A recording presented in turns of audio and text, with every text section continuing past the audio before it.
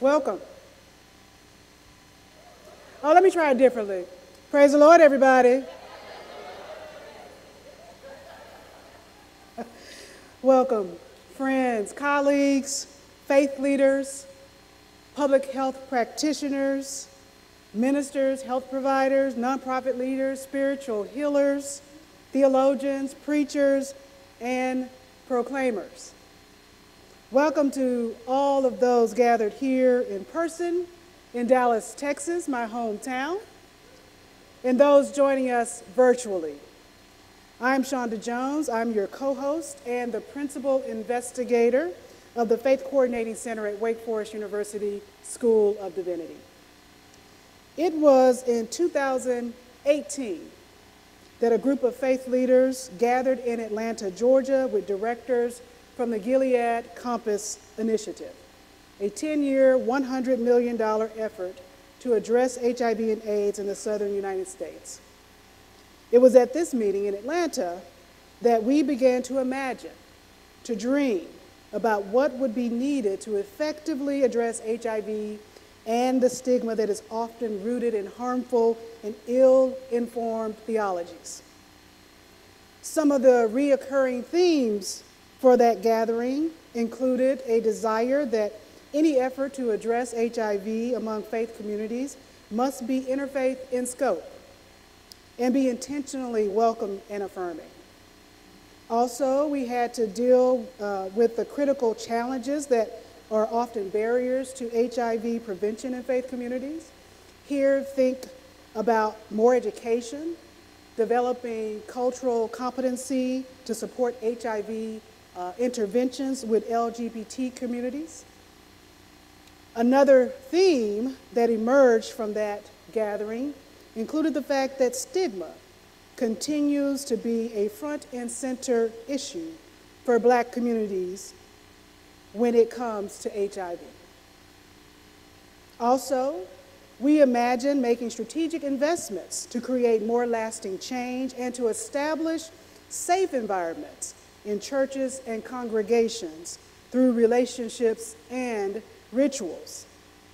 Lastly, there was this sense that faith organizations can be stronger together, and that by helping to coordinate, to help organizations to connect through robust and creative partnerships, that faith-based organizations could work to change some hearts and minds in the South. So, in 2001, the Faith Coordinating Center was launched. Y'all should clap your hands to that. Since our start, we have hosted virtual trainings, awarded approximately $1 million per year to faith-based partners working to address HIV in the 12 deep southern states, and we began strategic marketing.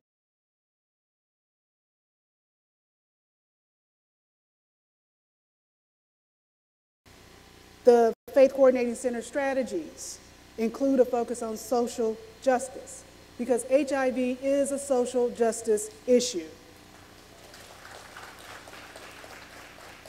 Focus also includes interfaith engagement and inclusion of LGBTQ communities, using spiritual tools to break down barriers of HIV stigma and shame, and to ensure strategic support toward an infrastructure that will secure long-term engagement with faith communities.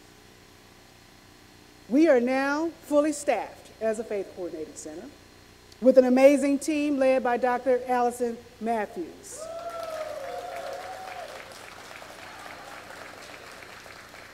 And if our team is here, I would love for you to stand so people can see you and acknowledge the hard work you've done to put this conference together.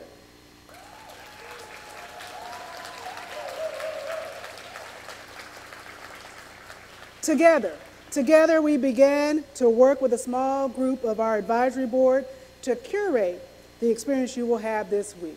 And if we have advisory board members with us today, will you stand so we can see you and acknowledge you and thank you for your work?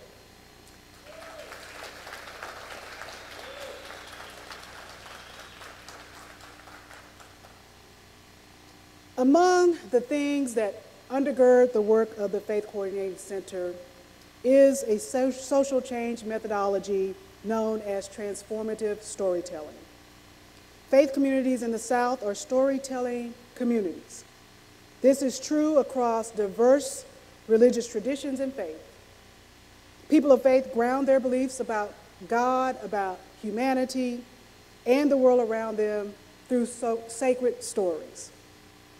They are accustomed to hearing, telling, and being shaped spiritually and ethically by the communal stories that they share. Some would say they are proclaimers. Proclaimers at the intersections, sharing our stories. Proclaimers at the intersection of faith, of HIV, of healing, at the intersection of blackness, our sexuality, our sexual orientation, our social economic status, and there are many other intersections that we could name as we're together this week. So we are here together to hear from amazing speakers, panelists, attend workshops, break bread together, to worship, to laugh, to drink, to learn from one another, and to tell some stories. Hopefully together we will begin to share some old stories and to tell some new ones. To be proclaimers of love, justice, truth-telling, and compassion. I wonder if the church can say amen. So now I want to welcome to the stage Traswell C. Livingston III, who is the president and CEO of AIDS Services of Dallas, who will bring greetings on behalf of the local HIV community. Join me in welcoming Traswell. Thank you. Hello. I will be brief. First of all, I want to welcome y'all to Texas.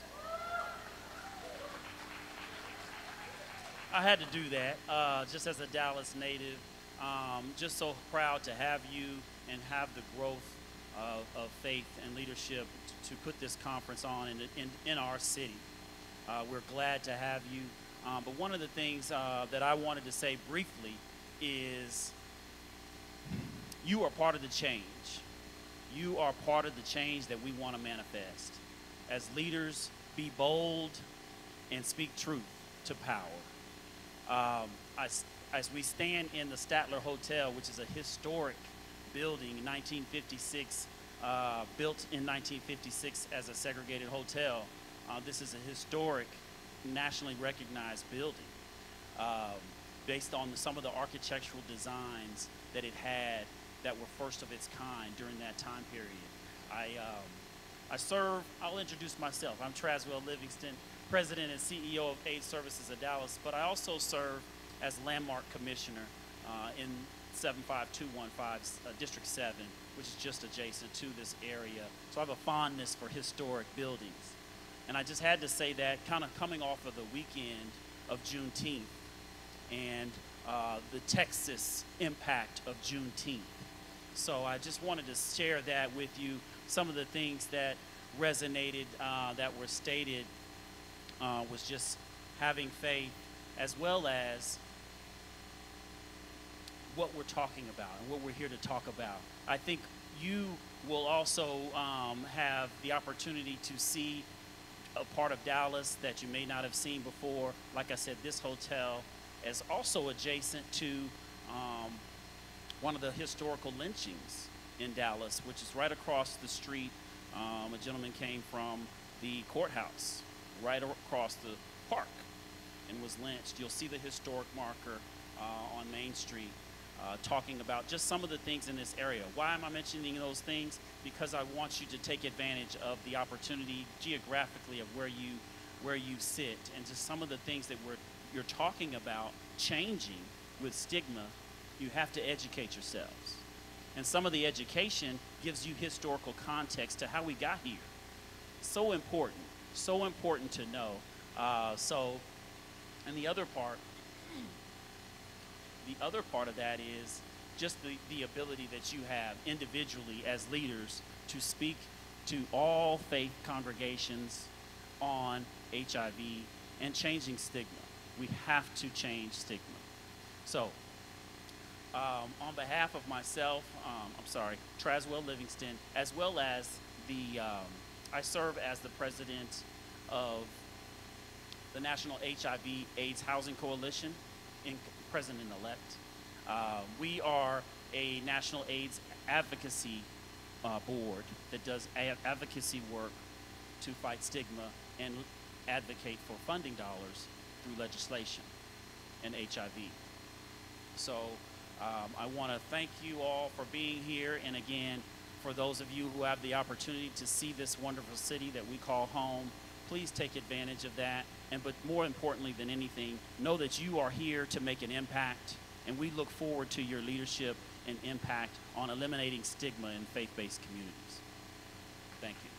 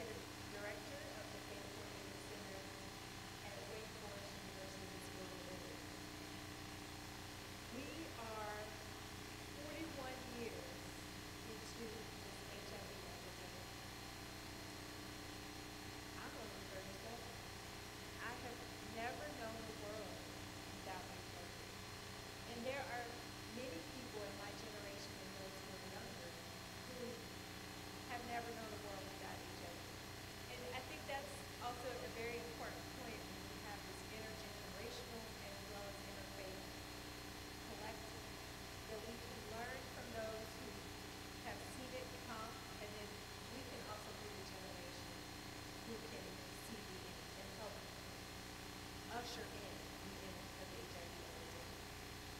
Growing up in Dallas, I was very aware of racial and economic divides. Like most cities, there was a physical barrier, there is still a physical barrier that separates us from them, the Trinity River. Dallas is a city of medicine. It has many research and resources, researchers, universities. Yet, Dallas still has one of the highest rates of HIV prevalence in the state and in the country. Why is that? Because of stigma and a lack of access. I recall one young man that I met. I live now in North Carolina, of course, and I met a young man who reached out to myself and my friend Kimberly Knight in the audience, found Kimberly on social media, and he had been living with HIV for the last 2 years without taking medication. He went to the VA, they diagnosed him, and then they let him leave without getting any kind of connection in their care. And within that 2 years, people told him all of these conspiracy theories and shamed him, and he was afraid to seek out resources. And we were just lucky enough to be able to connect him to Angel, who's here today, and to Alex, who's sitting in the audience today, who all became his village and helped him to navigate a very difficult healthcare system, to get access to the HIV medication assistance program. He didn't have transportation. Even though he was a VA, he didn't know how to navigate accessing his own healthcare services. You know, he had a smartphone but didn't really know how to use it, right? And so there's so many things, so many ways that, can you imagine if there were faith communities who were able to step in and be that support and were trained on how to help him get access to transportation, take him to the medical doctor, and be there and pray with him as he waited, and, you know, to help navigate, right? And so we, as people of faith and also as people who care, were able to step in. And I think that's a beautiful example of how people can become a village for someone. And also, the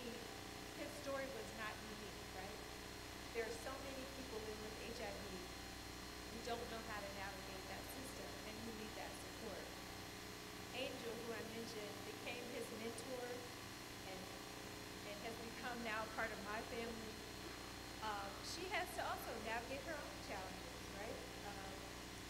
She, when she learned that she was living with HIV, she was at church, and her pastor served as an example of getting tested, and then she got tested. And that initial excitement and enthusiasm and support from the faith leader is what motivated her to get tested and to be able to become an advocate once she learned that she was positive. Yet, we're losing enthusiasm. That faith leader in particular has lost some enthusiasm around addressing HIV in his community. So it's not just about getting tested, but creating that sustainable support. Perhaps he's dealing with competing interests. Perhaps it's a fear and stigma. Perhaps it's a lack of concerted funding. But we're here today to change that. In the years of doing this work around HIV, I continue to encounter beautiful people who are in the fight, ready to end the HIV epidemic. But they're often the only ones in their city working on limited resources, and their faith and their contributions are what keep them going and make them feel like they're going to make a difference. In 2016, when I co-founded HIV Cure Research Day with Kimberly Knight, we pulled on local artists, community members, people of faith, scientists, government officials, and business owners to garner support for educating and mobilizing communities to help end the epidemic and find a cure for HIV. We mobilized thousands in North Carolina, South Africa, and China to contribute their ideas via crowdsourcing contests to improve clinical research engagement and participation. We use social media to empower people to submit their ideas on how they want to be engaged and how we want to move forward in ending the HIV epidemic, how to improve the clinical trial process and promote HIV testing. We helped launch an app called Digital Links that help people get pre-screened for HIV medication assistance programs and get connected to care. And yet, we couldn't have done any of that work without the help and the leadership and buy-in of faith leaders. And I pull on those as examples of ways that even if you don't know a lot about HIV or don't know people living with HIV, that you have ways to contribute. I give a shout out even to, our team, Debbie, Marcus, Royalty Marketing, and Open Media Labs, all of our postdocs and our research assistants. None of them were directly connected to HIV, but they found ways to be able to contribute with their own skills and their own passions, right? And that's what we're really trying to help people to be able to identify those ways that we can contribute. And it's not just about the science, right? But it's about all of us being able to put in whatever we can, our own talents, to end the stigma. To be sure, there were those who don't answer that call or those emails when we to reach out to them and try to address the epidemic in their communities. But many have admitted that they just don't know the accurate information and they want to learn more. So when we're reaching out to faith leaders, a lot of people ask, oh, y'all are doing this stuff around faith. Are people even answering? A lot of people are more curious and just self-admittedly ignorant, and so they want to learn more. And so we're actually at a unique point in time, 40 years in, but COVID-19 has actually created opportunities for us, unfortunately, because you see the dire circumstances around it. You also see the importance of addressing health, addressing inequality, and utilizing technology and community support to be able to address those inequities. And so we are now using that energy to remobilize faith communities around HIV. We chose Texas intentionally because Texas, unfortunately, is a battleground for attacking LGBT folks, attacking trans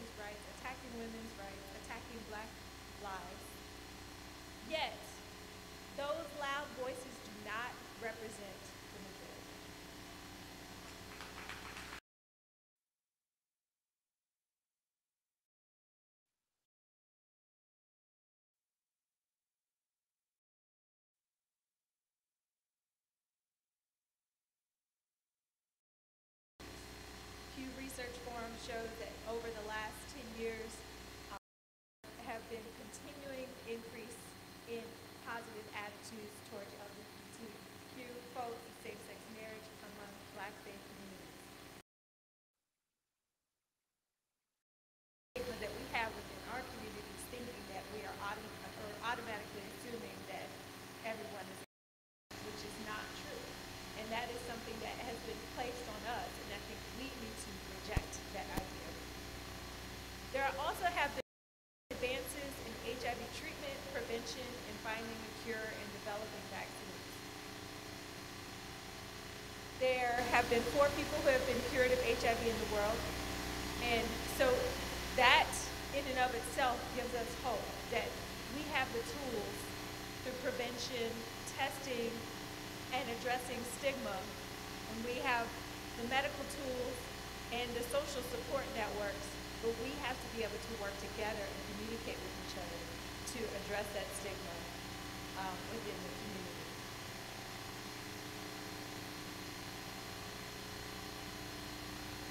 So, Texas is a perfect example of the assault on Black and LGBT folks, immigrants, and women's rights, all impacting our people who are living in the margins.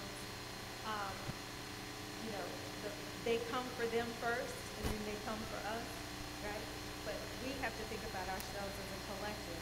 And so this conference is an opportunity for us to think about how we can pull together our resources.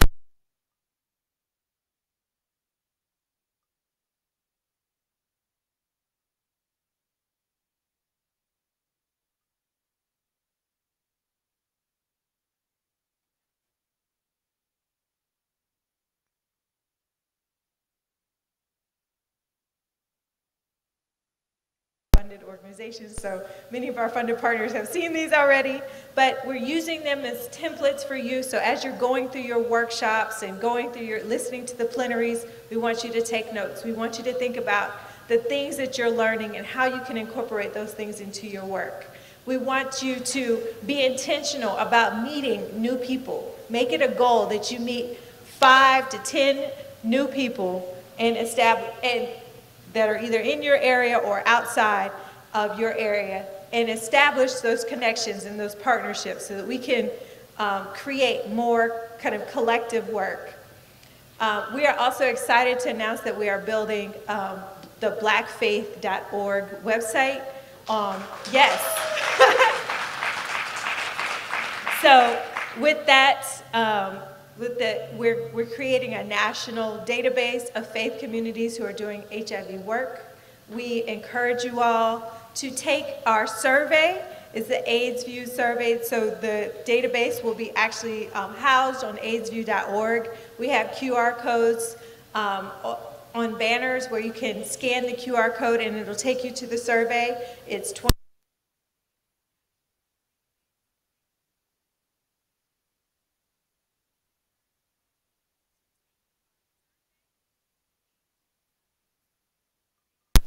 find out who are the other attendees and the speakers, and you can send messages to them. You can set up 15-minute meetings with them. We have amazing people also online, so do not discount the amazing breadth of attendees, both online and in person, that you can engage and meet with.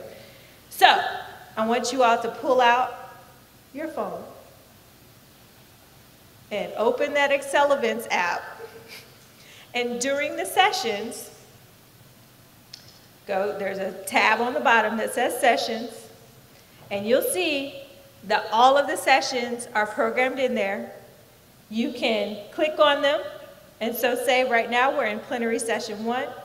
You click Join, and we want you to say, to do a chat and say hello to all the online attendees. We will also be using this, so if you have, during Q&A, we'll be able to pull up questions from you all through the app and field it to our moderators, as well as we'll have microphones available for you to ask questions in person, but we also want to make sure that you're engaging both online and in person. A few other housekeeping things. If anyone, we acknowledge that some of this content will be potentially triggering or emotional or just a lot. And so we do have aftercare available following any of the sessions. So we ask that if you need something like that, you need some release or some prayer or just some aftercare, you can reach out to Reverend Demi McCoy. Demi, can you stand up all the way in the back, waving her hand? We have all gender bathrooms on the second floor, so let's be respectful of that and not try to police who's using the bathrooms. We want that to be open and welcome to all. We also have pronoun stickers that you can add to your badges to indicate what your preferred pronouns are. We have resources from our speakers and presenters that will be uploaded onto Google Drive and available after the conference. There is also a QR code on the back page of the program that should be in your folders that allows you to access that Google Drive with the resources. In your name badges, we have drink tickets. The drink tickets are for the reception this evening. The reception starts at 8:30. If you are pre-registered, your confirmation code can be found at the bottom of your name tag. And for any other questions, please find someone with a staff or volunteer ribbon on their name badge. Lastly, a reminder that we are recording and taking photos throughout the conference. At the registration table, they should have alerted you to that and let you know that we are recording. And if you do not want to be included in any photos or recordings, I believe there is a mechanism. Demi, do we have stickers available for people to put on their badges to let us know that you do not want to be in the video so that we will be respectful of that? Thank you, everyone.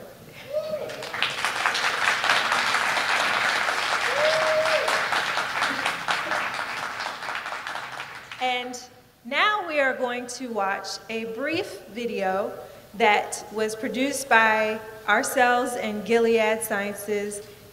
It was it's called The Power Within Reach video that we are very proud of. We actually included faith leaders from around the country to participate in this video. And we encourage you all, we will be able to share, I believe, the link, and we encourage you all to use it. We actually have discussion guides that you could use along with this video to help launch conversation in your faith communities. And then following that, we'll have a brief break where we will transition the stage. We do have refreshments on the left-hand side, so please take advantage of those. I know y'all just finished eating lunch, but we got some more food for y'all. All right, and then we will begin with the panel closer to 3:10 or so. All right, thank you.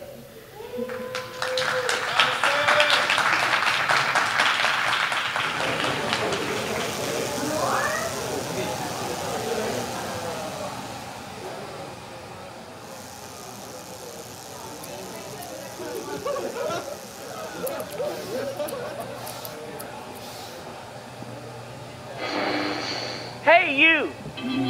Yes, you.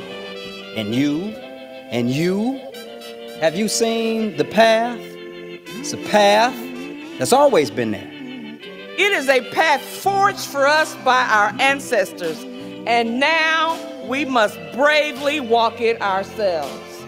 It is a path that starts with justice and focuses on just us. You are connected to the divine. And the divine is connected to you. Yeah, you. The divine created you, communicates with you, loves you. It's time to give ourselves permission to evolve and allow our faith to do its work as a radical liberator. Is it time? It's time. It's well past time. It's time to change the conversation around HIV. We must embrace our brothers and sisters living with HIV in our communities and in our places of worship. Put our faith into action, because it's not a conversation about them. It's a conversation about us. Transformation, freedom, and liberation can only happen when they're led by truth, our truth. So let's chart out a new path that others can follow. Path grounded in our collective legacy of Black joy. Let's start holistically healing, spiritually, emotionally, physically, geographically. We are created by the divine. Now we can co-create the world we want, the world we deserve. Each day is an opportunity. It's an opportunity to change. And change will be realized when we fully see each other. You are a part of us, and we are a part of you. So let's help each other. Let's learn from each other. Let's continue to build our own institutions and create our own solutions. Because we all have that power. And it is well within our reach.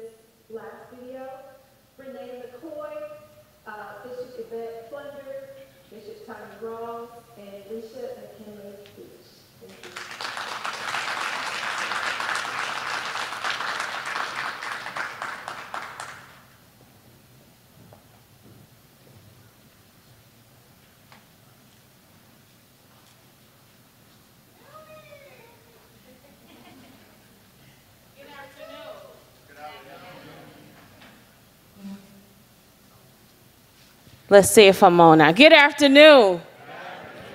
And boy, we have this amazing job of getting this party started with the first plenary. Thank you for being here. Come on, give yourself a hand. You know, we're going to be trying something a little different. We've got some folks who are virtual. We have a video message, I believe, from Miss Pernessa Seal. Yay? All right, well, let's take a listen to her, and then we can introduce this dynamic panel we have here.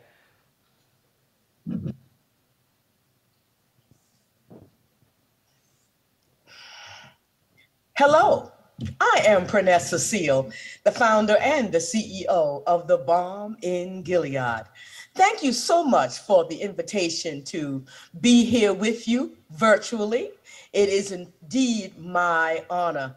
Want to give a great thank you to the Faith Coordinating Center at Wake Forest University for coordinating this very, very, very important conversation. I understand my task is to share with you how I did the week of prayer 33 years ago, that little idea that God started that we now know as the Balm in Gilead. And I hope that as I share a little bit of this story for a few minutes, that there are many of you who are listening, who are watching, who have an idea. You believe that God is telling you to do something. And I bear witness that if God is knocking on your heart to do something, he has already prepared and provided everything that you need to get his work done. 33 years ago, I was an immunologist in New York. I had no idea my life was going to be about. I had done research. I had done malaria research at Rockefeller University. I'd done cancer research at Sloan Kettering. I had done epidemiological research at the Centers for Disease Control in Atlanta. And yet the HIV/AIDS epidemic was raging. And I didn't want to do research anymore. And I became one of the first AIDS educators in New York City and landed a job at Harlem Hospital. But it was at Harlem Hospital 3 days into the job that I really decreed I did not like this job because I now had to go and actually visit patients and see them. And at that time, the whole entire hospital was just about 100% of people who were living and dying of HIV and AIDS. And my heart just bleed. My heart bled because no one was coming. And my question was, where was the pastor? Where was the mother, the father, the sister, the brother? One morning getting ready for work, I got this idea, the Harlem Week of Prayer for the Healing of AIDS. And, we can look back now 33 years ago, and the conversation today about 33 years is that it was an AIDS education program. It was culturally competent. We didn't use a term culturally competent 33 years ago. But, I was not the first person that went to churches saying, let's do HIV education. Many had gone before me. Many had gone before me with a condom and a banana. But I went with the Bible, I went with prayer, I went with a conversation of healing. And that conversation opened up the doors to have real conversation inside our congregations about HIV and AIDS. I remember the great Wyatt T. Walker Sr., who was then the senior pastor of Canaan Baptist Church, who talked about, who said that first week of prayer walking around Harlem Hospital, that he had already buried over 70 men from his congregation. In '89, he had already buried 70 men from HIV and AIDS. But the week of prayer gave him an opportunity, gave him a way to theologically discuss the topic. I remember Bishop Norman Quick, Church of God in Christ, who stood and talked about that he had sent a lot of homosexuals to hell. He actually stood in front of a Harlem Hospital on the street and among those who were gathered for that first Harlem Week of Prayer and talked about how he had sent a whole lot of folk to hell for being homosexuals. But when his nephew got HIV and AIDS, he could not send his nephew or his sister to hell. And so the Church of God in Christ bishop, a leading bishop across the country, was able to stand and confess his wrongdoing in being unloved, not pouring forth the unconditional of love to everybody. He stood up and said, I was wrong. That's what the week of prayer did. That first event in Harlem. And as we now know, the week of prayer became the Black Church Week of Prayer for the healing of AIDS and mobilized churches all over the country. We went to Africa. We became the only African American organization with PEPFAR, the president's funding AIDS for AIDS in the world, mobilizing 6 African countries, bringing Christians and Muslims together to address HIV and AIDS. But you know, it all started with an idea. I had no money. Folks didn't know what I was doing. Folks were very skeptical about working with churches, as they continue to be. But because I believed that God had put this on my heart, I moved forward. And thank God I did, because today, the Balm in Gilead, we are leading in the space of Alzheimer's. It's not just about HIV today, but it's about mobilizing our congregations to have a thriving health ministry. I believe every church serving Black people should have a health ministry. And our work is about building their capacity to do just that, to be that community hub that shines a light, that provides resources in their community on health disparities. One of our main focuses, as I began to say, is Alzheimer's. African Americans, leading with African American women, have some of the highest rates of Alzheimer's in the country today. We have a pre-diabetes prevention program in 6 states today. We are talking about peripheral artery disease, where Black folks, we still have the highest rates of amputations, now a preventable disease among African Americans. We're mobilizing churches to address PAD, peripheral artery disease. But the focus is still faith. It is still faith. It is still now where we bring public health and faith together to mobilize our community to become that community hub, because you know that the African American faith community continues to be a beacon of light, the most influential body in our country. I know that my time is up, but I hope I've shared a little bit of something that you can take and continue to have a conversation around. I thank God for the work that you will do over these next several hours and days. Thank you for letting me be a part. Please go to our website, balmingilead.org. Thank you so very much. And indeed, there always will be a balm in Gilead. God bless you.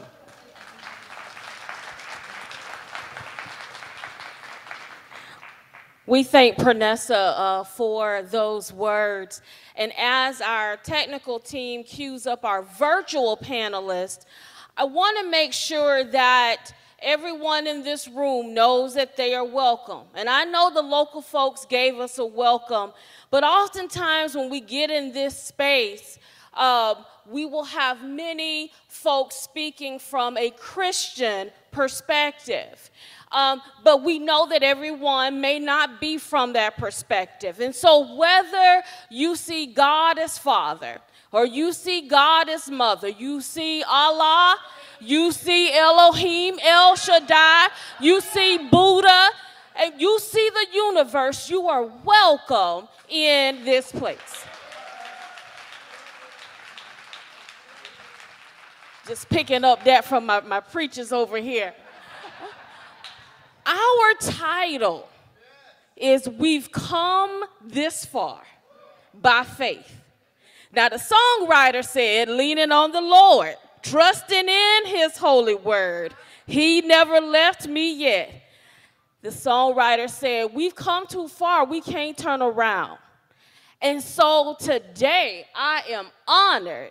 You hear me, y'all? I am honored to introduce these panelists. Now, I got my paper because they got all these titles in front of them. I know their names. But we're trying to get our virtual panelists up. This good? Okay. We got Bishop Yvette Flunder. We got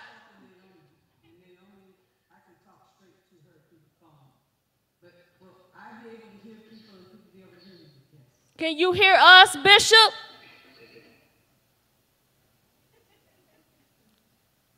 No, because she didn't say amen.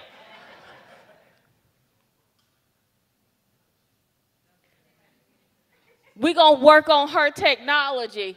But while we do that, let me go ahead and introduce Bishop Tanya Rawls, Reverend Dr. Renee McCoy, and Reverend Naomi Washington Leaphart. Sound like they got some folks in the audience who know them.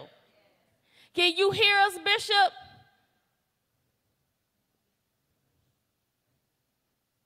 No.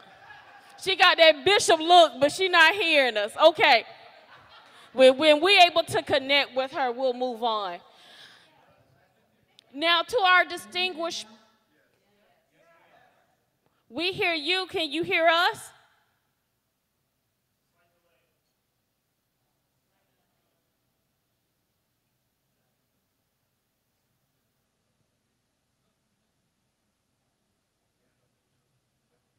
Keep going. All right, we are going to keep going because these panelists have prepared a wonderful presentation for you on this afternoon.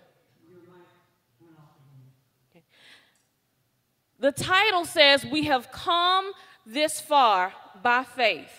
And I'm going to ask each of our panelists to introduce themselves and share with us how far we have really come. And Reverend Dr. McCoy, I'm going to start with you. Is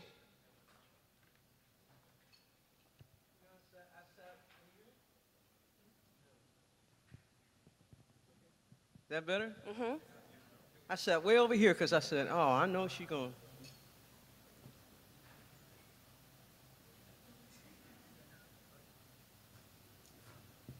Well, listen, can you see? Bishop Flunder, can you hear us?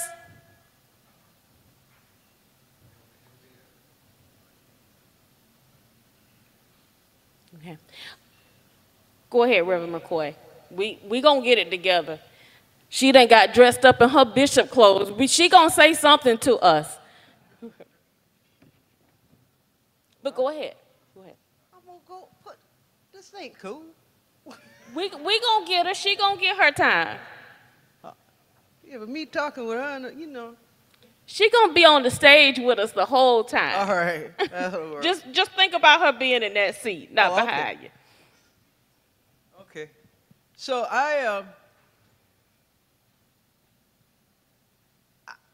I'm happy to be here. This is the first time first time in a long time that people of faith have come together to talk about HIV and AIDS, and so it's an honor for me to be part of this. I've heard it said that a mule can't kick and plow at the same time, right? And for those of you who are not country, here I am in Texas. But the reality is that a mule can't kick and plow at the same time. And our churches have been like that. They've been trying to kick and plow at the same time, and the problem has been that there was a whole lot of kicking and no plowing. And I began working in HIV in 1981, and I was an MCC clergy person because that was the denomination that would credential me as an open lesbian. And so we started, a bunch of us got together, and because racism is everywhere, and we started an MCC church in Harlem in like January of that year, February of that year, and by November we had our first person with HIV. And when he first came up back then, I said, oh, this is a white boy disease. And my attitude was, well, if y'all stop sleeping with white boys, you wouldn't get this. Oh, I know I wasn't supposed to say that. But anyway, but that was the reality. You know, that was the reality. And one day someone came to me and said, my friend is up in Bronx Lebanon Hospital. Would you go see him? And I went to see him, and he was in a room in the middle of the ward there, three glass walls and one wall, and people who came to see him were dressed in yellow gowns and gloves, and everything, every part of them was covered.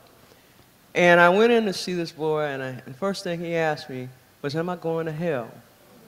And I realized that for many of us, that we had been told all of our lives that because of who we love and how we love, we are going to hell. And that God doesn't love us, that we had been singing in their churches, playing, you know, pastoring in their pews, giving them our tithes and offerings for years and years and years, and yet no one was telling us the truth. And the challenge for the church at that time was that we have been speaking for God rather than proclaiming the presence and the beauty and the power of God in our lives. And from that point, at that time, HIV, they called it GRID. We didn't even have a name for it. It was called gay-related immune disease. And the more we learned, the more, and when AIDS hit, 25% of the people with AIDS were black, way back then.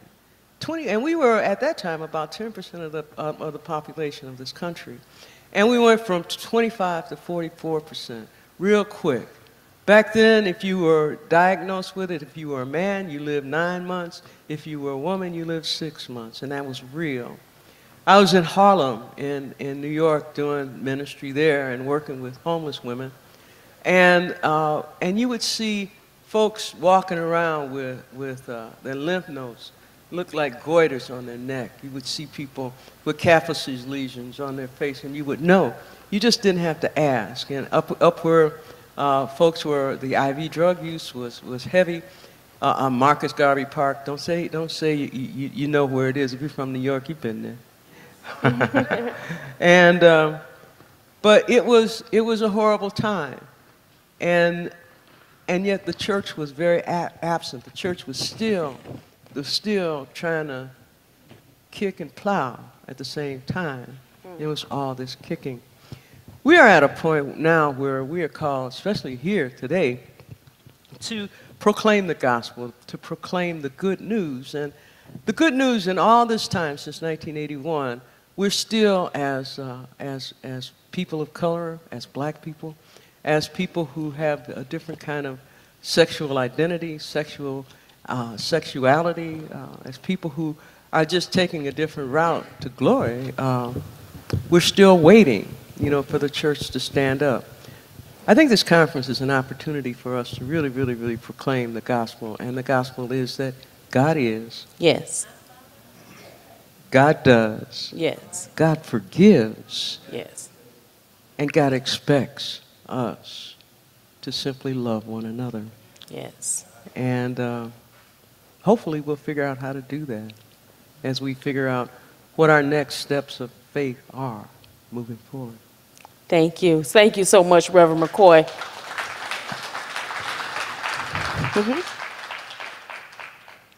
Okay. I want you to go next, and we'll get Bishop. Okay. Hey, y'all. Good evening. Good evening. Good afternoon. I just want to say thank you. Echo the gratitude that others have expressed for this opportunity, this moment. I'm the newest, I think, kid on the block of this movement. And my point of entry is LGBTQ justice. I have spent some years working in faith-based advocacy for full freedom and full rights for LGBTQ plus people. And we know that that's still a fraught conversation in many Black religious spaces, particularly Black Christian spaces, there is a conflation of conversation about HIV and about human sexuality. And on the one, I have mixed feelings, right? On the one hand, I'm like, well, if I can get people in the room to talk to them about the gift, the God-given gift of human sexuality, then I want to also talk to them about the ways in which we have discarded and utterly ignored many of our folk who are living with HIV. But I don't want to contribute to, right, the conflation of conversation that happens. You know, people have stigmatized HIV so much. So that's the challenge that I am facing in faith-based spaces. How do we have destigmatizing conversations about human sexuality and destigmatizing conversation about HIV? One thing that I think has been critical is theological formation, theological education. For example, you know, I came up in a Baptist church on the west side of Detroit, thinking about illness as kind of spiritually pathological, that sickness was an embarrassment to the faith. How dare you remain sick when we have said that God is a healer? Right. So we couldn't even talk about illness in any sophisticated way because illness itself was sinful. Illness itself was an indictment of one's faith. Then, I mean, I guess, you know, in my neck of the woods, we got a little bit more sophisticated, talked about illness. We found out that there were healing texts in the Bible where we take seriously bodies. But then we merge healing and cure together so that the only way to be healed is to be cured. But we know that that's not how chronic illness works. I have asthma. I'm going to always have asthma. And I'm, you know, at different stages of managing my asthma, but I'm going to always have it. Doesn't mean that I am not healed or healing, right? Healing as a process, as a journey. So I hang out in classrooms where theological reformation can take place, where we think about the healing narratives of the Bible within the context of HIV. One example is that I work with my students every semester is, and this is, I'll close with this, one of the healing texts in the book of Mark, where, you know, Jesus lays hands and heals somebody. And we ask the question in the classroom, how does a person living with any chronic condition read and interpret this text? How does this text make you feel? That Jesus came by and healed somebody seemingly completely, but here I sit, and I've prayed the same prayer, and I've been as faithful. So I say all of that to say, complicating our readings of the biblical text is also a necessary step. Messing up our, I'm going to say, holy conclusions about God as a healer has been critical to that work. So I'll stop there. We want to hear from everybody. But thank you so much for having me here. I told you this panel right here, one of them could have taken the entire hour. To the tech people in the back, you're hearing some feedback because we got Bishop Flunder on the phone up here, old school technology. Do you want to see if she can she hear us now? Bishop, can you hear us? Bishop? Hello? Maybe she walked away from the phone.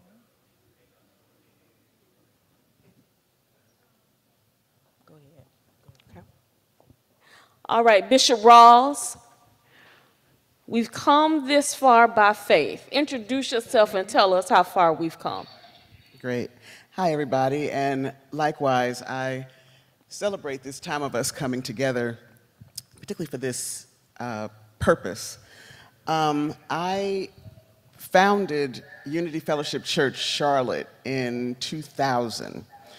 I came to North Carolina from Washington, D.C.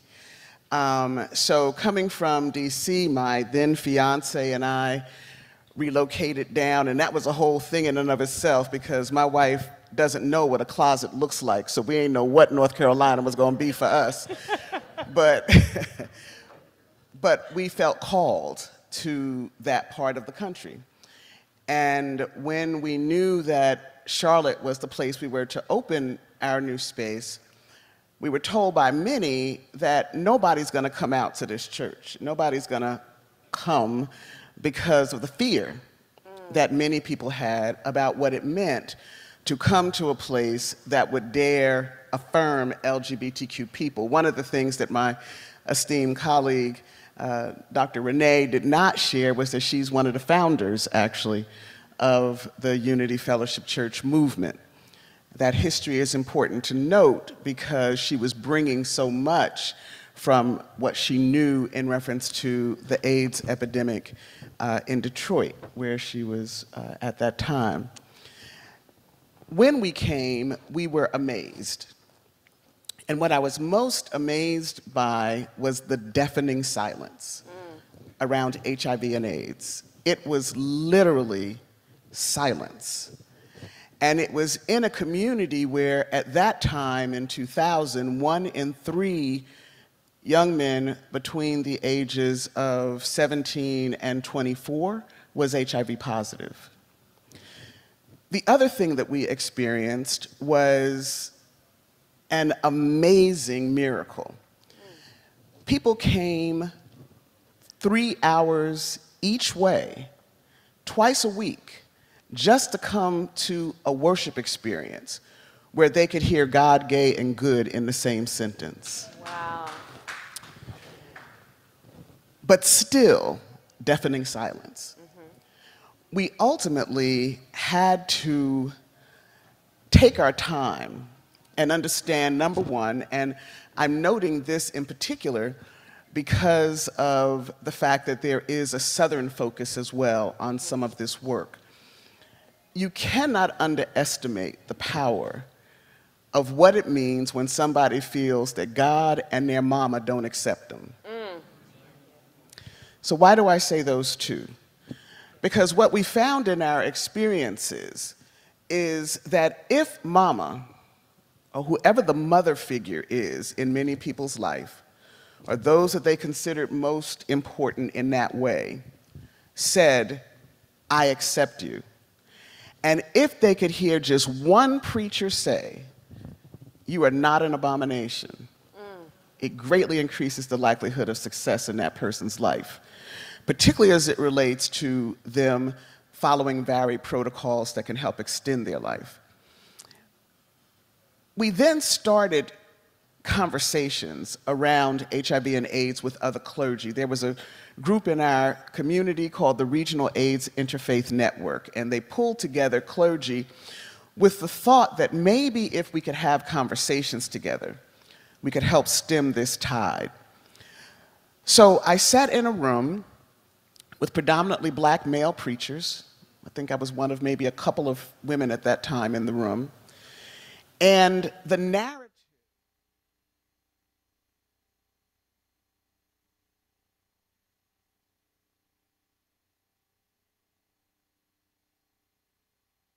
I'm a black church girl. You know, we know our family, okay? And I knew there was some stuff that certain black bishops ain't ever gonna say in mixed company, if somebody understand what I'm saying. And so I started an organization called the Freedom Center for Social Justice. And our work started with a focus on HIV and AIDS.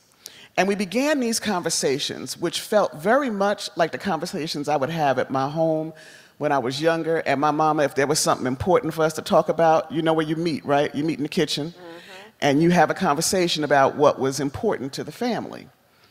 We had family conversations. I feel emotional even now as I express some of those early narratives. I sat in a room with men, black men, And I heard story after story from these preachers about their lived experiences.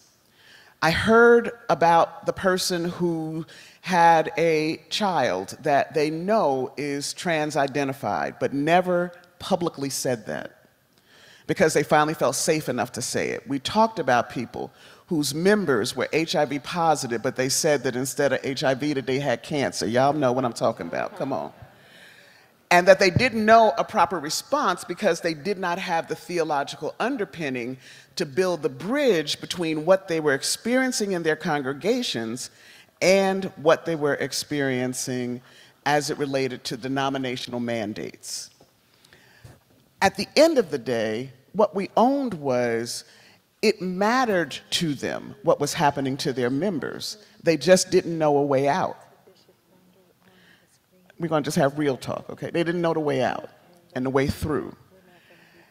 I thank God for Pernessa Seal and the wonderful work she did with Balm and Gilead, and that was, again, a very different kind of an environment because you're sitting with other clergy that are also sitting in these complexities, but we were having real-life conversations. People were saying, I was molested as a child. I never told anybody that in my whole life, and you're talking to a 50-year-old man who acknowledged at one point I was wondering about my own sexuality.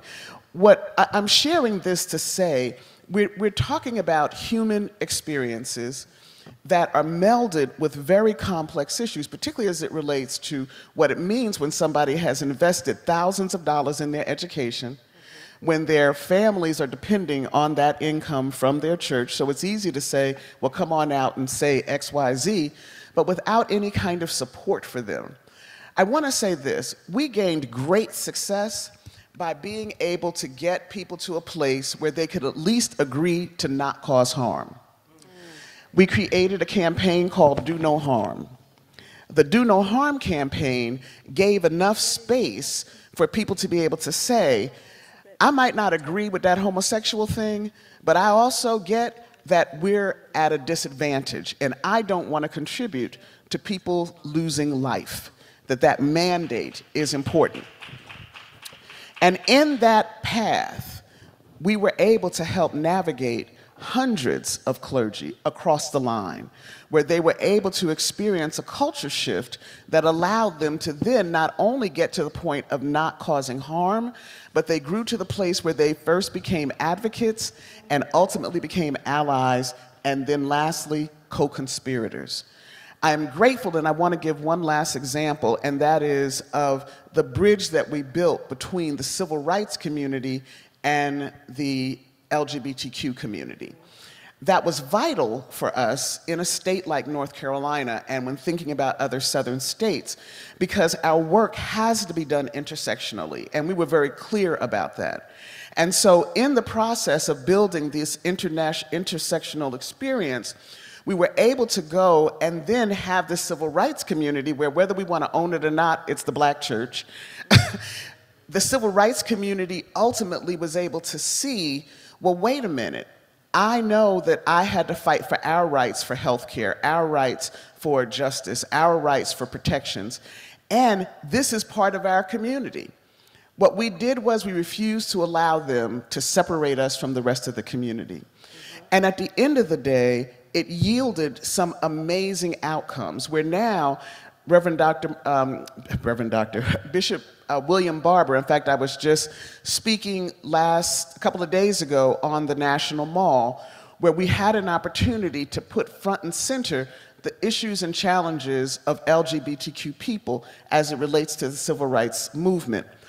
The testimony that I want to give is one he's told, which is the only reason I'm going to say this, and I'll close my comments here. He was one of the people we had to work with because in the beginning, he was not pro-gay. You will rarely hear William Barber speak today and not bring the LGBT community and our health issues and varied other things to the forefront. And it happened because of one gay boy. He had a speaking engagement that I was at, and this young man walked up to him, very timid. And there was a long line. You know how after someone dynamic speaks, everybody wants to go and address the person. This young man came up to him and waited to be last in line.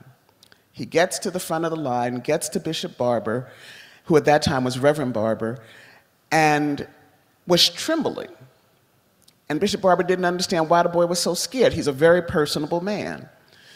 And the boy said to him, "I've never talked to a black male preacher who didn't either try to abuse me or send me to hell." And he didn't know what to do with that. Bishop Barber didn't. This young man wanted to say how touched and moved he was by this sermon that affirmed him. And I say that to say you cannot underestimate the power of what one preacher can do in the life of many people. And if we can find that path forward and understand it's not going to look like other organizing, it's just not. It is a culture shift that we are focusing on, a shift that has to be at the fundamental foundational levels that moves us in seismic ways so that we don't have to keep circling back to these same conversations that I am sure so many are tired of. So I want to thank you, and I thank you for all of your amazing work. Have you enjoyed this panel so far? Because I know I have. I think we have, I don't know if they got the spirit back there. They're telling me we got, okay, yeah, because this means something else with this panel, okay? All right. Okay, I think we got Bishop Yvette Flunder now, and she's going to make her comments. And where does it go?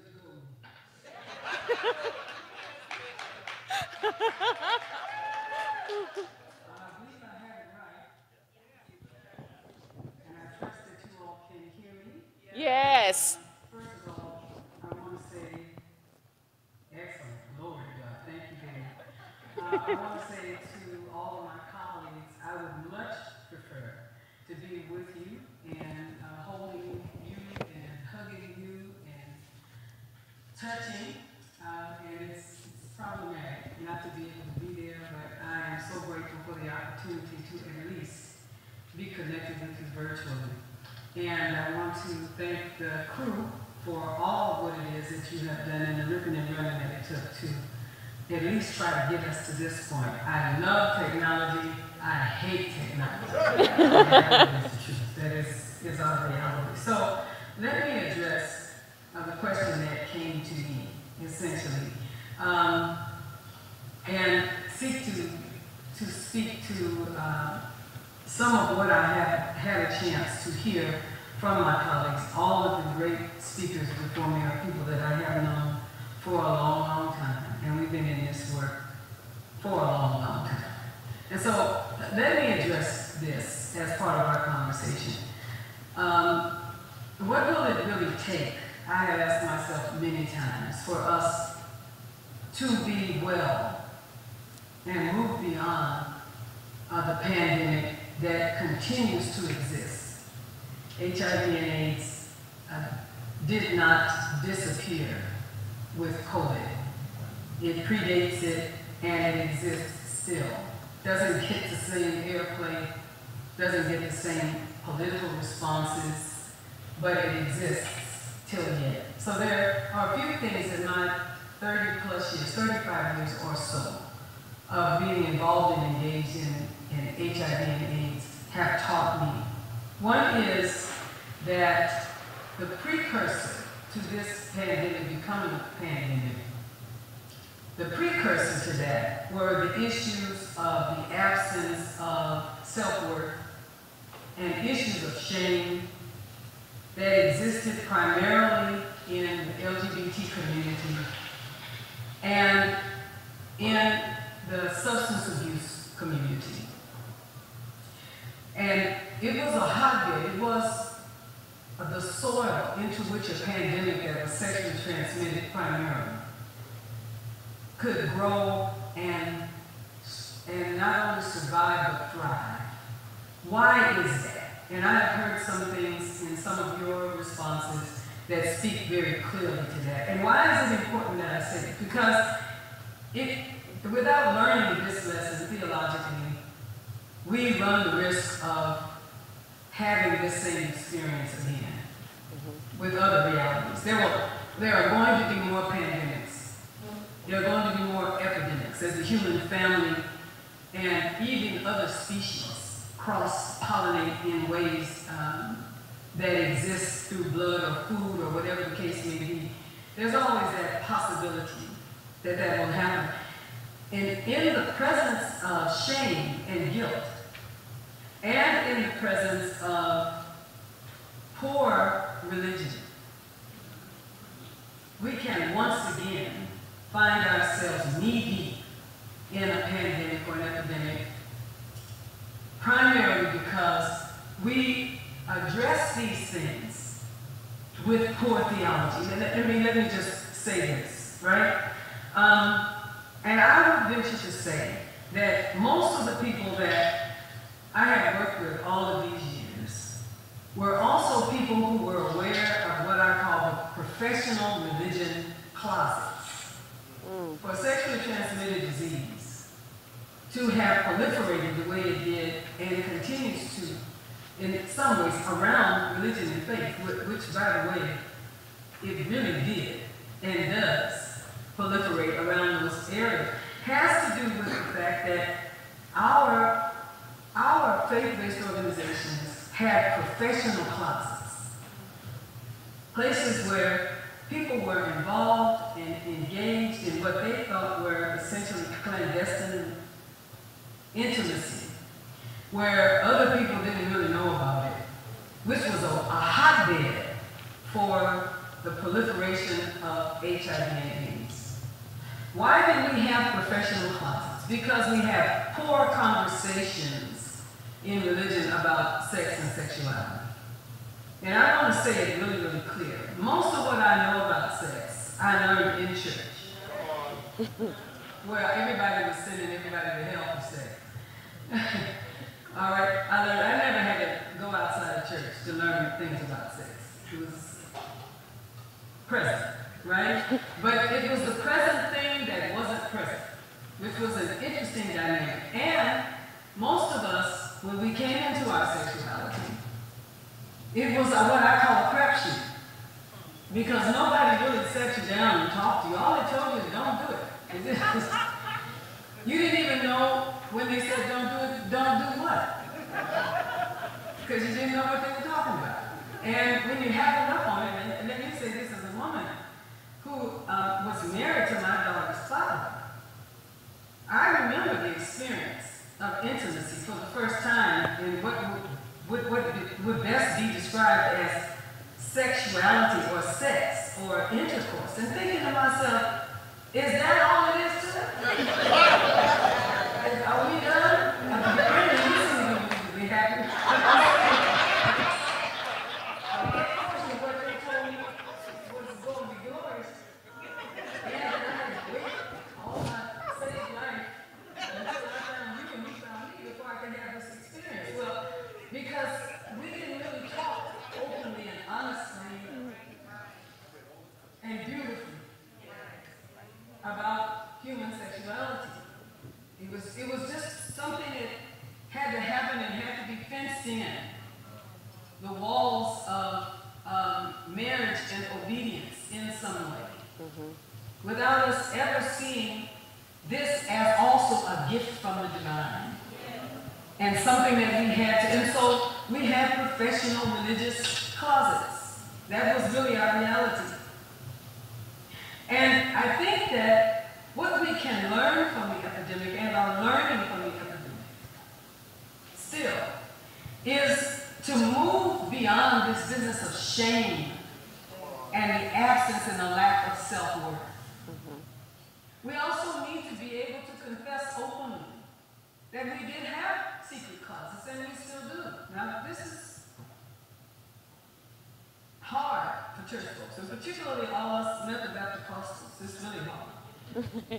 It's hard because we have one way of existing, and then there's at least one way of pretending. And then there is another way that is our actual existence on the earth. And nobody can do that better than people who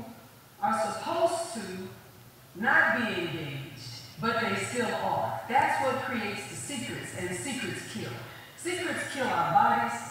Secrets kill our psyche. Secrets, they mess with our theology. Secrets cause us to be dualistic and in some ways trialistic. We're just way too many things because we have such a hard time being all of who we are. This is problematic. And so I would say, if we are really going to battle HIV to the ground, we have got to battle to the ground the things that cause it to be an epidemic. It was an epidemic because it was filled with denial and secrets and blame. And now in this atmosphere that we are in right now, politically, I'm hearing some of those same realities as it relates to a woman's right to choose what happens with her bodies. Not wanting children to know what really happened in child slavery. Not wanting to, not only same-gender loving, but trans children and gender non-conforming children, wanting to dismiss and diminish them, pushing people back into closets. As my Holy Ghost-filled, fire-baptized Pentecostal folks would say, I rebuke the devil. I come against the enemy that is seeking to push us back again into these closets so that another epidemic can come along and consume us because we have been told that we should not tell our truth. Part of what needs to happen to end these epidemics is a pandemic of self-love and self-worth. I am important to God, and God is important to me. We need to teach that to our children of the flesh and spirit, and we need to be able to teach to ourselves in the mirror. I am important to God, and God is important to me. I think it is incredibly important that we shift theologically, and really shift. So I said we embrace, well, and mind you, this maelstrom that we are in right now is in so many ways a copy. You want to destroy someone, make them the perpetrator of their own destruction. Cause them to hate themselves because they're black, because their hair is nappy, because they're heavy, they're fat, or they're short, because they walk with a limp. If you really want to conquer someone, cause them to feel diminished. And then the work is done. You can go on to the next thing. Because the sense of self or low self-worth will eat the person from the inside. I would leave you with this. Poor theology, the absence of self-worth and self-value. I would also say authentic, or the absence of authentic relationship with our Creator by whatever name and in whatever way we speak to the divine. The absence of that, the personal realities of connecting with our understanding of the divine. I'm not talking about religion now. I am talking about relationship. This gives us a right to take care of ourselves. It gives us a right to address diabetes. It gives us a right to address high blood pressure. It gives us a right to not take a poor position on a job simply because of our color or our gender. It gives us a right to push back against every force that is now trying again to take supremacy and religion and put it together and destroy a people. It gives us the right, if we know that we are in the hands, the arms, and the lap with our ear to the heart of our understanding of the divine. I see this process over and over. I've lived long enough to watch it happen from generation to generation. And I would say to all of those of you who are involved, engaged in the work of HIV and AIDS, and involved and engaged in all of the concomitant issues that surround those realities that have to do with mental and emotional health, that have to do in so many ways with physical And the absence of body shame, and those that are dealing with people who are still closeted in and around their sexuality and their gender, I would lead them. I would encourage them. I would suggest to them that in their own personal and private way, find the affirmation that you need from the divine of your own understanding. Find that affirmation. I've said it more times than not. Start loving on yourself. Get yourself a good three-way mirror so you can see your whole self. And tell yourself, I am fearful and wondrously made. My friend Danny Bell Hall sang a song. It says, you're a designer's original, one of a kind, created by a master with one purpose in mind, to be a showcase of God's glory for the whole world to see, and an example of God's beauty as God shines through you and me. Then we can encourage people to attend to what they need to attend to. Whether it's heart trouble, whether it's sugar, as the folks call it, whether it's cancer, whether it's how we treat our bodies, period. You cannot treat your body well if you do not love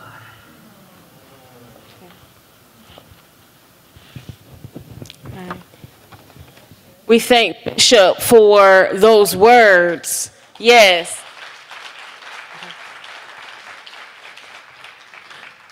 Now, one of the things that we had, oh, Bishop not through. Sorry, part two. Now she through. All right.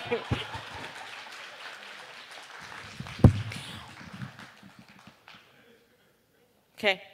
So we are at Q&A, and I think that we may have time for two.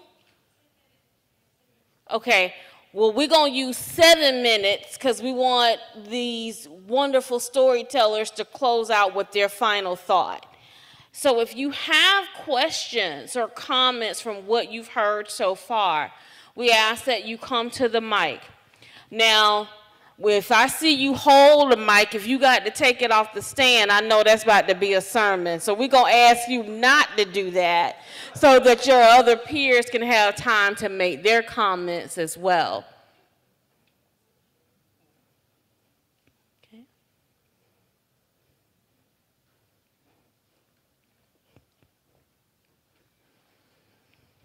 Good afternoon. Good afternoon. My name is Marvell Terry from Memphis, Tennessee. I'm grateful for this panel, but I cannot, Mama Alicia, be mindful of my ancestors who are missing from this oral history piece. Mm-hmm. And when I refer to my ancestors, I'm talking about Black gay men. And we're missing a generation of storytelling because we died. And so I wanted to put that in this space and acknowledge my elders and my ancestors. As a Black gay man living with HIV, I stand in proxy in this moment for my ancestors who did so much work. Thank you so much. Thank you.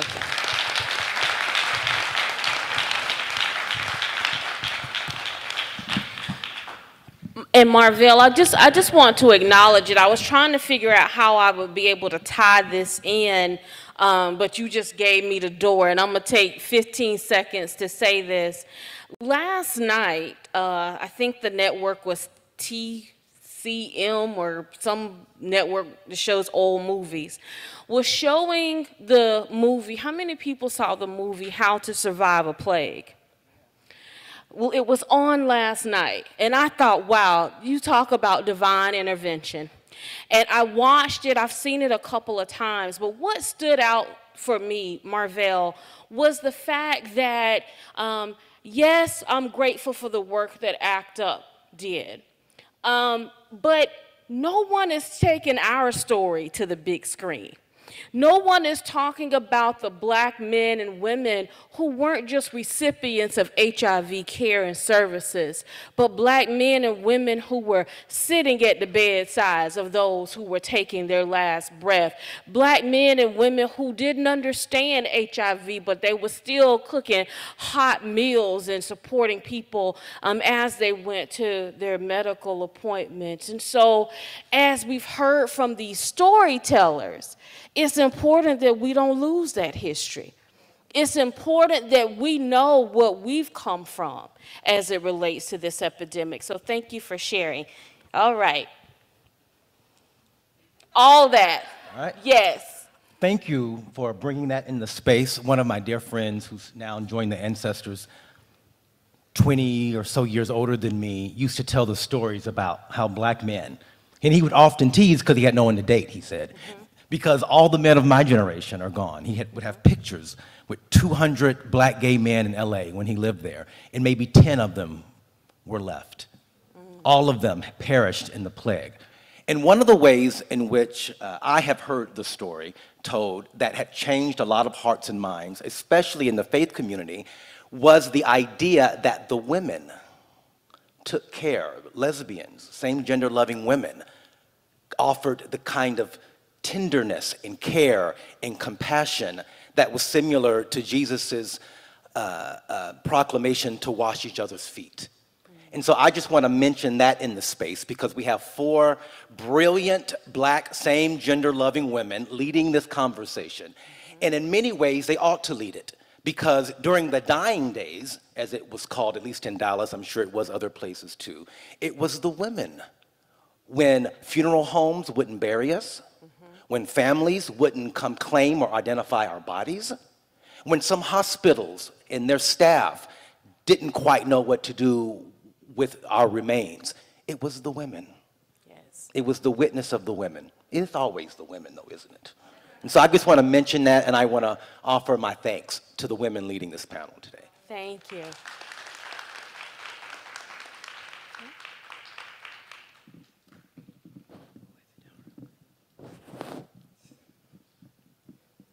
Appreciate it. Thank you so much. I actually want to ask you a question. I find that the work that you have done is absolutely brilliant, and I thank you for all that you all have done. I'll just introduce myself as community. I won't say anything else. And let me make this because I am vertically challenged. So, my question is that because you've engaged in conversations around sexuality, particularly gender, and of course, AIDS epidemic, and then we have a little bit of that within the drugs. I'm curious as to those secular modes of living. How have you been able to pull back from using your religious dialogue, possibly, and engaging those who do not use the practice of faith and live beyond belief?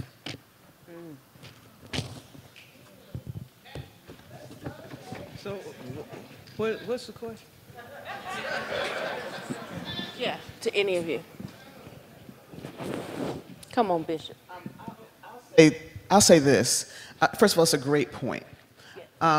Like any organizing effort, one has to be sensitive of the audience you're speaking to and what things will kind of touch their heartstrings. You know, again, the work that, the work that I do really centers shifts, cultural shifts.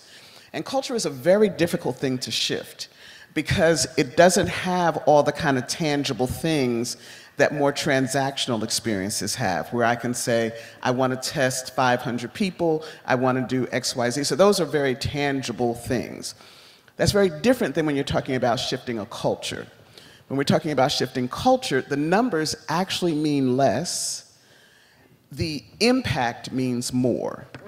So if I'm talking to a person of faith, it is essential that they understand that I understand the complexity of the situation for them.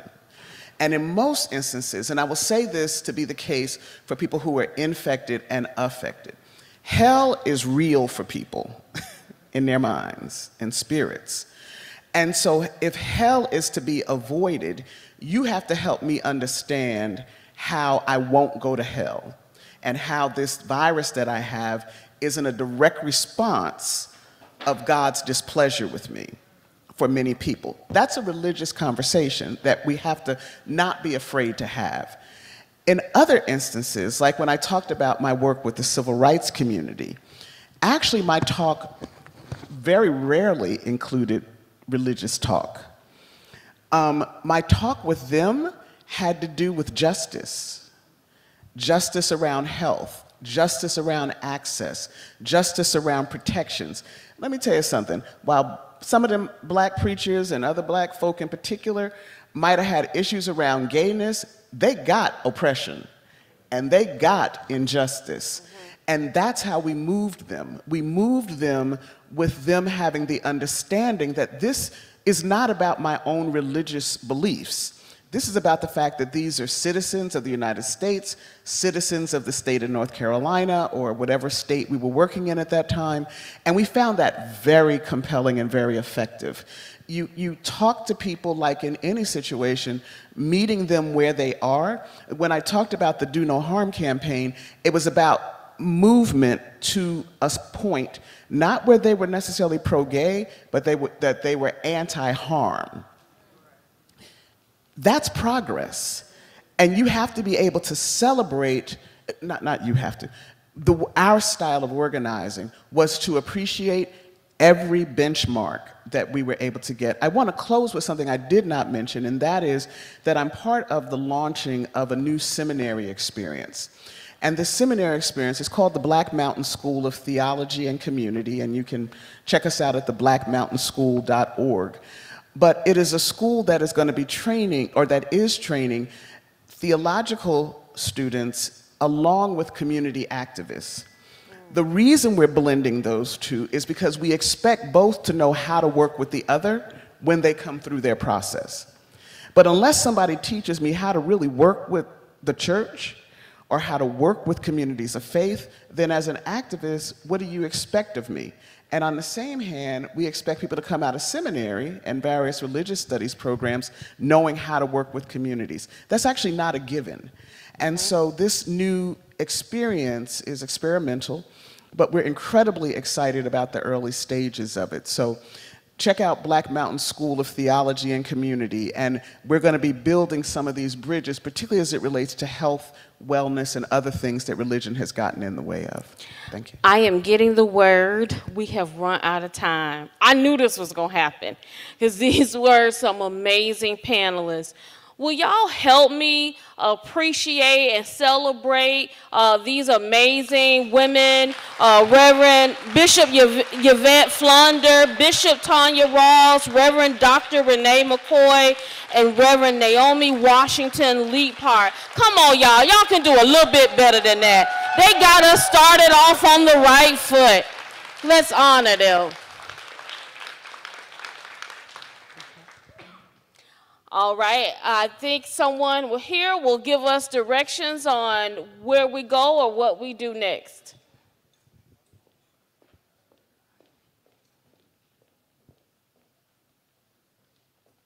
Thank you, thank you, thank you. Let's give it up one more time for our panelists. This was a great start to the proclamation at the Intersections Conference. Thank you all so much for your time, your knowledge, your candidness. This was awesome. This is powerful, y'all. This is powerful. So thank you so much. Yes. So next, what we'll do is you're free to go. Thank you so much. But so what we'll do next is our lightning talks. So okay, our lightning talks, and what those are is like a short form of just short form talks. They're a little bit different from like the lecture or the panel discussions. So just short form talks, 5 to 8 minutes. We're trying to keep it at 5, but we'll give you an extra 2 or 3 minutes. But you're gonna hear from our funded partners, which are basically the people that received funding from us this past year. We have 4 of them. One is going to be a video, so we'll see that first, and then I'll come back up and give you the order of how they're going to come up. So they should be in the audience. So lightning talk people, please prepare yourselves. But first, we'll have a video from Dr. Tanika, who is with Vision Community Foundation.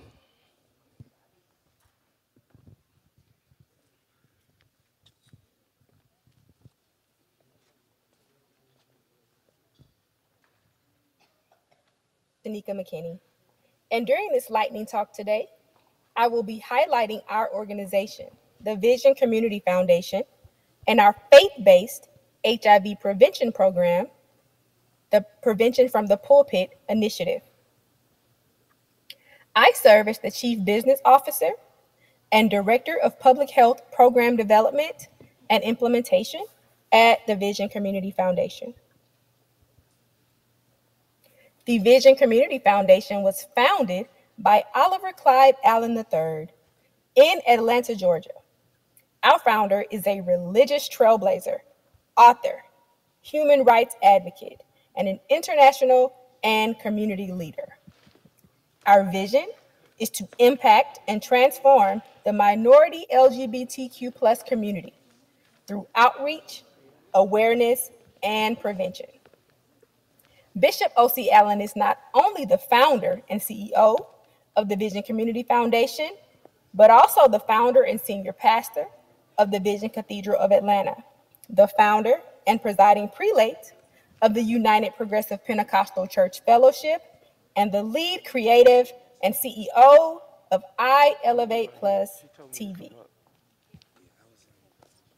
During Atlanta Black Pride Weekend, the Vision Community Foundation hosts one of the largest LGBTQ+ pride events in the nation.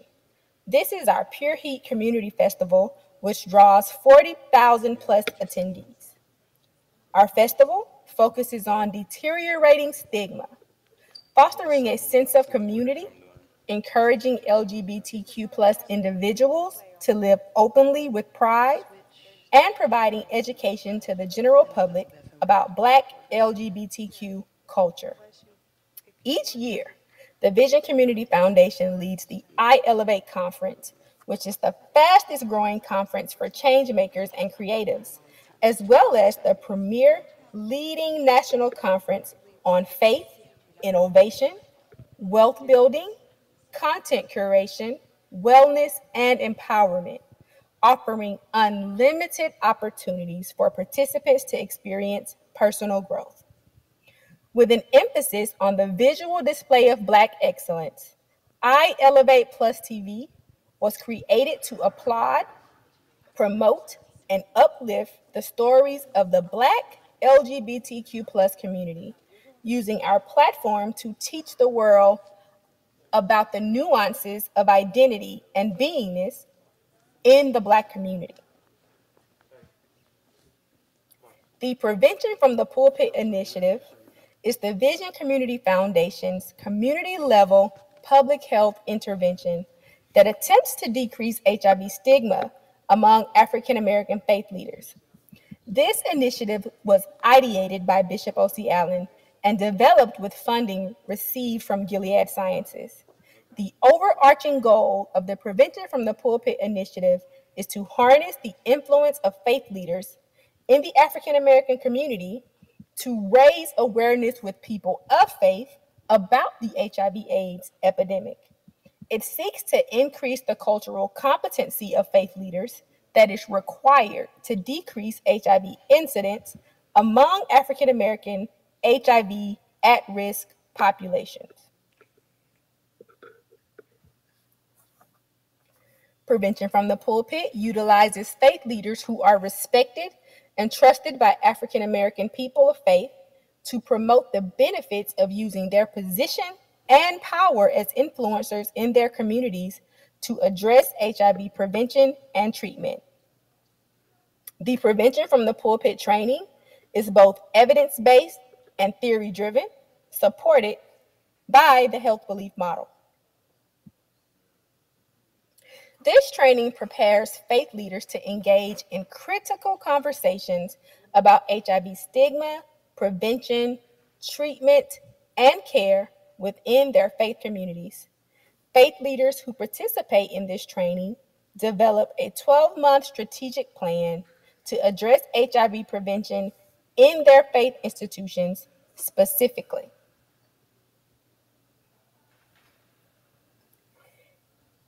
Each training course begins with an organizational needs assessment. This assessment helps trainees and trainers better understand the current landscape of the faith institution's current health promotion programming. Helps to identify where there might be opportunities to improve or initiate new HIV-related programs. Also, this needs assessment allows participating faith leaders to identify and acknowledge the presence of HIV at-risk populations in their congregations. Also allows for us to ascertain the faith leaders' baseline HIV knowledge. Each training session has unique goals and learning objectives, all rooted in Scripture, and utilizes faith-based messaging, collaborative learning, and even gospel music throughout to facilitate engagement. The first session discusses HIV epidemiology, morbidity, mortality, prevention, and treatment. This session not only provides the epidemiology of HIV nationally, but as the trainings are tailored to specific localities, data about trainees' specific states, and where available, cities and counties are also included. Session 2 focuses on HIV stigma reduction and helps trainees develop the skills to not only understand the levels and types of HIV stigma, but guides them through effective, evidence-based stigma reduction strategies. Session 3 focuses on connecting faith leaders with local community HIV testing, prevention, and treatment resources. Trainers invite representatives from local HIV organizations to introduce themselves to our training cohort participants.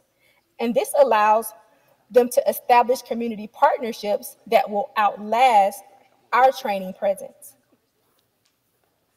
In session 4, faith leaders learn more about proper HIV terminology.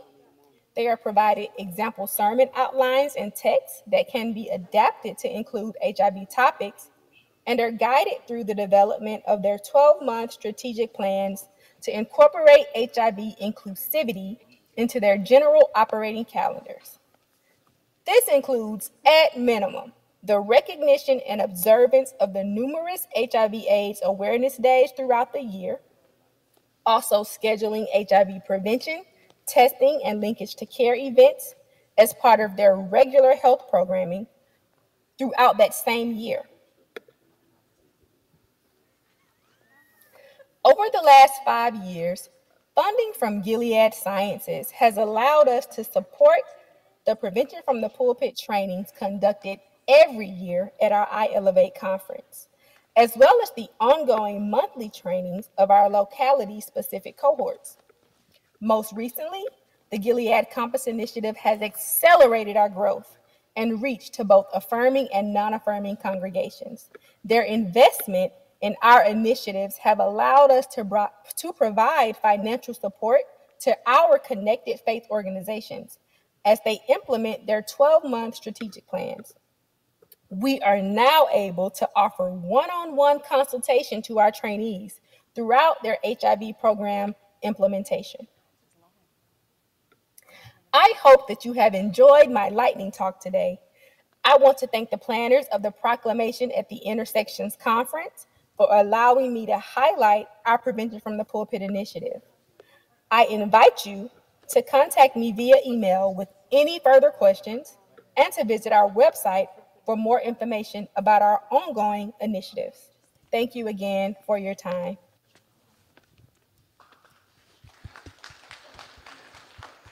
Dr. Tanika